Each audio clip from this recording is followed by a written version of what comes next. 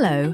In today's tutorial, we will learn how to make a simple rainbow chase with our par fixture. For this tutorial, we will use 8 par-led fixtures.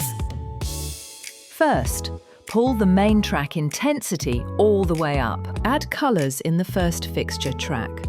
They can be rainbow or other desired colours. Now add colour transition between all colours and between the first colour and the last one. Now copy and paste the full colour track into each fixture track, beginning with the second colour and continuing through the third, fourth and so on.